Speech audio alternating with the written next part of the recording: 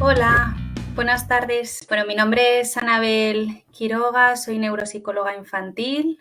Estoy aquí para daros unos tips o hacer un breve taller sobre cómo manejar el control de impulsos en el aula.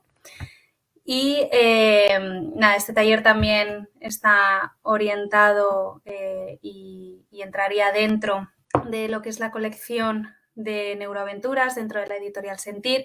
Para quien no conozcáis la editorial Sentir, es una editorial destinada a trabajar diferentes aspectos sobre la psicología infantil, juvenil y concretamente yo vengo a hablaros de un libro que entra dentro de lo que os decía, de la colección de Neuroaventuras, se llama Misión Futuro y trabaja el control de impulsos. Luego entraremos más en lo que es la colección y nos centraremos especialmente en este libro. Pero bueno, os anticipo que es una colección donde se trabajan diferentes procesos cognitivos en cada libro, se compone de 10 libros y este es el segundo número. Entonces, nada, no me voy a presentar mucho más porque creo que lo interesante es el taller, así que podemos comenzar con la presentación. La idea de este ratito que vamos a estar juntos, estos minutitos, es poder daros algunos tips para manejar o gestionar el control de impulsos en el aula.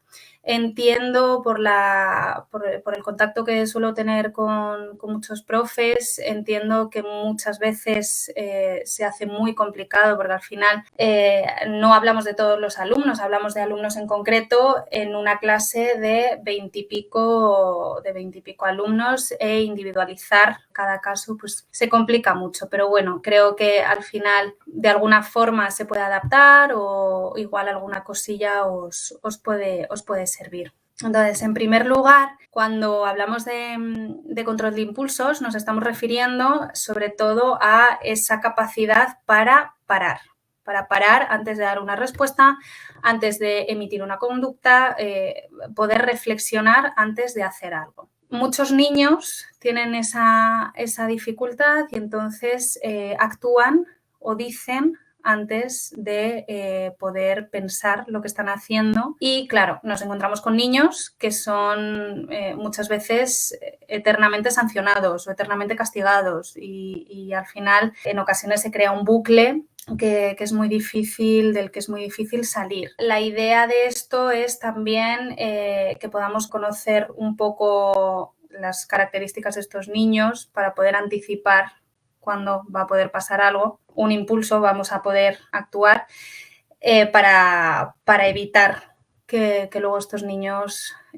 tengan todas estas consecuencias. Entonces, ¿por qué trabajar el control de impulsos en el aula y en general? Porque al final el control de impulsos es una herramienta transversal, digamos, que nos puede afectar en un montón de procesos cognitivos. Es decir, si yo no controlo bien mis impulsos, por ejemplo, a la hora de escribir, voy a cometer muchos errores en la escritura o a la hora de tener que atender en una tarea, pues voy a cometer también muchos errores y esa tarea no va a estar del todo bien o incluso voy a tardar más tiempo del esperado, del que debería. Entonces, bueno, pues este control de impulsos va a afectar a, esta desinhibición, por decirlo de alguna forma, puede afectar a muchos procesos cognitivos y a muchos aprendizajes más complejos. Lo que os decía antes, ¿por qué trabajar el control de impulsos? Porque va a afectar a la base de todo nuestro aprendizaje, que es la atención. Si yo no tengo atención, va a ser muy difícil que pueda hacer un buen aprendizaje de cualquier cosa, porque la memoria va a estar afectada, el proceso de lectoescritura igual, y va a ser muy difícil que yo pueda realizar tareas con eficacia. Probablemente esas tareas tengan errores o tarde más tiempo del que se espera de mí y no acaben de estar del todo bien. Entonces, algunos de los tips antes de entrar a comentar algunas de las estrategias que creo que podrían funcionar en el aula quería comentar estos puntos. Entonces, el primero sería revisar la distribución de la clase y iría enlazada con el segundo de preparar el entorno y sobre todo liberar de posibles distractores en la clase. Es decir, yo cuando tengo una clase con mucha estimulación, con muchos distractores, con muchos elementos donde los niños se pueden distraer, dispersar, va a ser mucho más difícil que un niño pueda inhibir su conducta que cuando tengo una clase más llana. Yo entiendo que esto al final también es difícil porque hay mucho material que tiene que estar de forma visual. De hecho, luego lo veremos, los niños procesan la información mucho mejor de forma visual que de forma verbal y sí que es conveniente tener determinadas normas o determinados límites trabajados con un apoyo visual y a la vista de los niños. Pero bueno, eso no quiere decir que haya demasiada estimulación en la clase. Entonces, ese sería el primer punto, el poder tener una clase que dentro de lo que podamos esté libre de múltiples distractores que puedan interferir en la atención de los niños. Luego, pautar tiempos de descanso. Al final, normalmente los niños tienen unos periodos de atención cortitos, hay algunos que los tienen más cortitos, otros niños que los tienen un poquito más largos, depende del caso, pero sí es importante que haya un descanso o, digamos, adecuarnos un poco al ritmo de estos niños para que el tiempo que estén atendiendo sea un tiempo eficaz y no tengamos y no haya una mayor probabilidad de que el tiempo que tengan que estar atendiendo pues se puedan distraer. Y luego también es importante, y esto además yo lo trabajo mucho con las familias con las que trabajo en consulta, el establecimiento de límites, por supuesto de forma clara y sencilla, límites que además ellos se entiendan y sobre todo también me parece importante resaltar que lo ideal de estos límites es que ellos tengan directamente la orden, la alternativa, no tanto el no hacer esto, no hacer lo otro, porque al final me estás diciendo lo que no puedo hacer, pero para ellos es mucho más fácil decirles lo que sí pueden hacer. Entonces, el poder establecer estos límites y además, en caso de que se pueda, hacerlo de forma visual y tenerlo como apoyo visual. ¿Por qué? Porque si yo lo tengo a la vista va a ser mucho más fácil que lo pueda estar recordando cada X tiempo y que lo pueda ir procesando. Vamos con las estrategias. La primera sería anticipar las tareas que están previstas para una clase en concreto. Por ejemplo, si tenemos que hacer en una clase de matemáticas, tenemos que dar un temario, un punto, y luego hacer 3 ejercicios, más o menos, y luego tenemos un tiempo libre para poder adelantar deberes o para hacer cualquier otra actividad, lo ideal es que se lo podamos anticipar a los niños.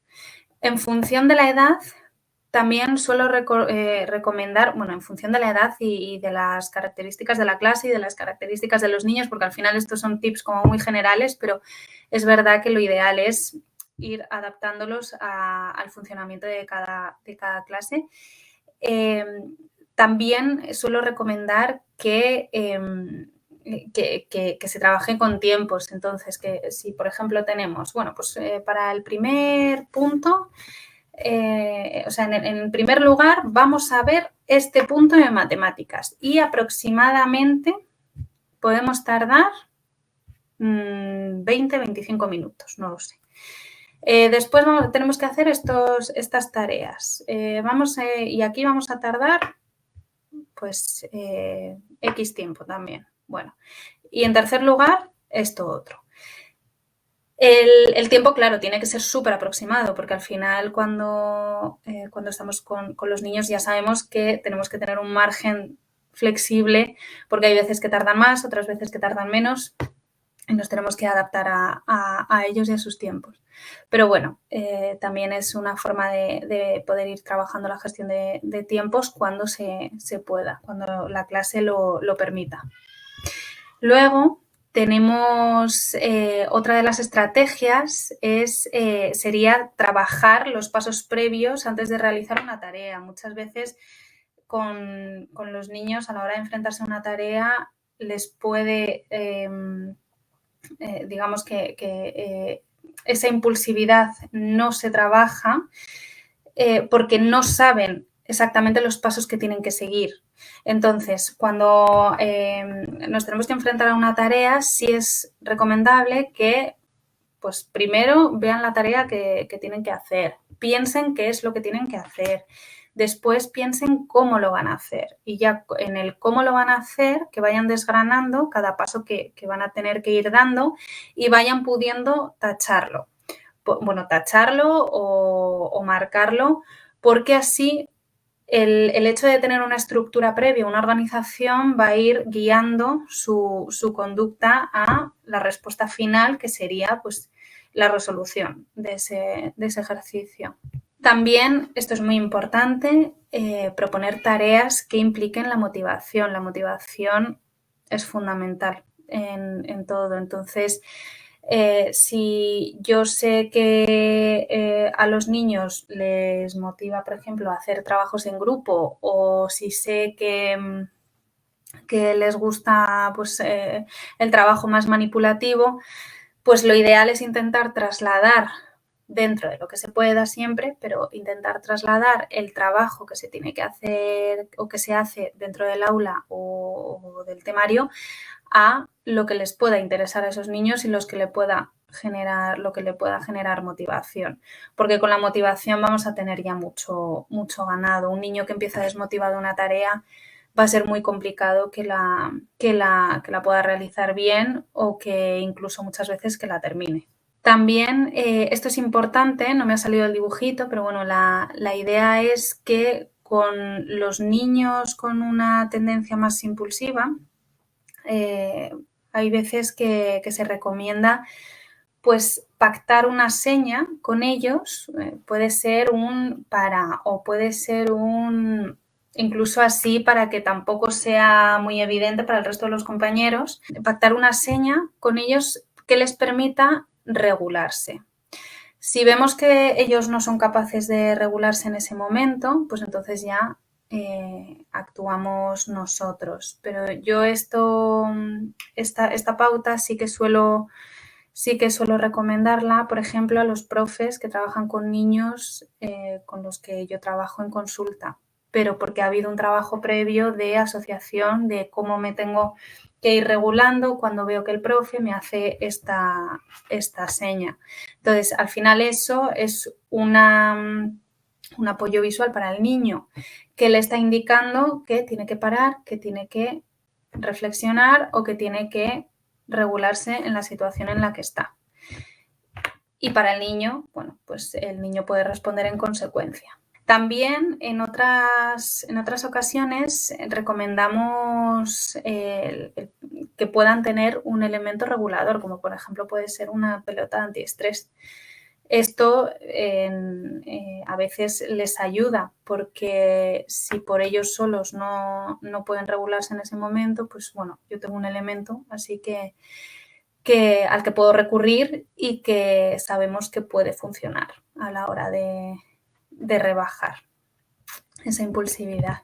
También soy partidaria de, lo que pasa es que soy consciente de que no en todos los casos se puede, pero soy partidaria de promover cierta actividad física dentro del aula. Con estos niños, por ejemplo, pues lo que podemos hacer es, si él tiene la necesidad o ella tiene la necesidad de levantarse, venga, pues ayúdame a repartir estas hojas o vete a secretaría a hacerme este favor o pásame esto otro. O incluso muchas veces también he visto en algunas aulas que nada más empezar a trabajar lo que se hace es unos ejercicios físicos en el mismo sitio, pero de coordinación, levantar brazos, piernas, y con eso ya ellos de alguna forma pueden llegar a desfogar.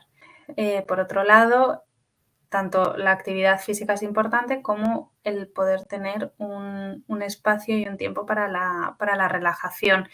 Yo trabajo mucho con los niños en sesión, el poder tener nada más empezar la sesión y justo al finalizar 3 minutitos o así de poder hacer ejercicios de relajación, que de hecho en el libro vienen algunos también. Entonces, pues el poder brindarles ese espacio para que puedan poner en marcha estrategias de relajación, como puede ser pues, ejercicios de tensión-distensión. Por ejemplo, apretar fuerte, fuerte las manos como si estuvieran exprimiendo un limón durante 5 segundos y soltar.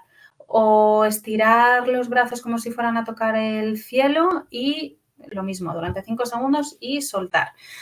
Todo eso al final hace que ellos puedan descargar y puede facilitar el que descarguen esos impulsos y se puedan regular mejor.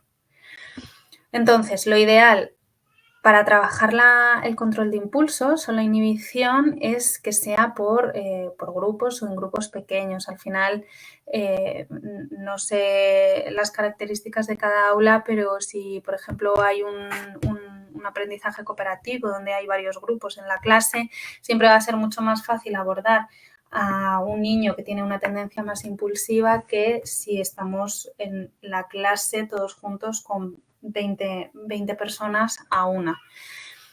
Importante también adaptar los tiempos, lo que os decía, no es lo mismo un niño que tiene facilidad para atender, por ejemplo, que los tiempos de atención van a ser mucho más prolongados que un niño con una dificultad de control de impulsos o una inatención donde los tiempos van a ser más cortitos y a nosotros nos merece la pena que el tiempo que sea más cortito sea eficaz a obligarle a mantener la atención durante un tiempo mucho más largo y pues que al final le pueda esa impulsividad o termine dispersándose y no se encuentre.